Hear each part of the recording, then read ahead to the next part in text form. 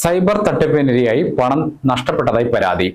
Art of living teacher സിഒ നവീനാണ് cyber തട്ടിപ്പിനിരയായത്. സംഭവത്തിൽ സൈബർ പോലീസിൽ പരാതി നൽകി. വാട്സാപ്പിൽ വെഹിക്കിൾ ഇൻഫർമേഷൻ എന്ന പേരിൽ പണമടക്കാനുണ്ടെന്ന സന്ദേശം വന്നപ്പോൾ ലിങ്കിൽ ക്ലിക്ക് ചെയ്ത് പണമടക്കുകയായിരുന്നു. തുടർന്ന് സമാനമായ സന്ദേശം വീണ്ടും ഫോണിലേക്ക് SMS ആയി വന്നപ്പോഴാണ് ഇദ്ദേഹത്തിന് സംശയമുണ്ടായത്. തുടർന്ന് നടത്തിയ അന്വേഷണത്തിൽ താൻ തട്ടിപ്പിനിരയായെന്ന വസ്തുത തിരിച്ചറിയുകയായിരുന്നു. വാട്സപ്പിൽ വെഹിക്കിൾ ഇൻഫർമേഷൻ എന്ന് പറഞ്ഞിട്ടുള്ള ഒരു ഹെഡ്ലൈനിൽ ഒരു മെസ്സേജ് വന്നിട്ടുണ്ടായിരുന്നു. അപ്പോൾ അതിലൊരു 414 രൂപ പെൻഡിങ് പൈസ അടക്കാനുണ്ടെന്ന് പറഞ്ഞിട്ടാണ് വന്നിട്ടുള്ളത്. ഒരു ലിങ്കും ഉണ്ട്. ഞാൻ കൂടുതൽ ആലോചിച്ചിട്ടില്ല. ആ ലിങ്കിൽ കയറിയിട്ട് 414 ഞാൻ അടച്ചു.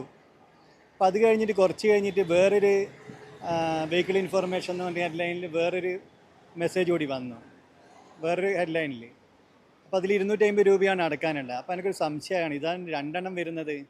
അപ്പോൾ അങ്ങനെ അക്ഷയയിലെല്ലാം പോയിട്ട് നോക്കിയ സമയത്ത് ഈ 414 എവിടെയും അവിടെ കയറിയതായിട്ട് കാണുന്നില്ല. അപ്പോൾ അവർ പറഞ്ഞ് പിന്നെ വേറെ എവിടെയും പോയി അന്വേഷിച്ച് നോക്കുന്നു. അങ്ങനെ ഡ്രൈവിംഗ് സ്കൂളിലും പോയി എൻ്റെ രജിസ്റ്റർ സർട്ടിഫിക്കറ്റിൽ അടിച്ച് പരിശോധിച്ച് നോക്കി. ഡ്രൈവിംഗ് ലൈസൻസ് ഇതൊക്കെ അവർ കമ്പ്യൂട്ടറിൽ അടിച്ച് നോക്കി.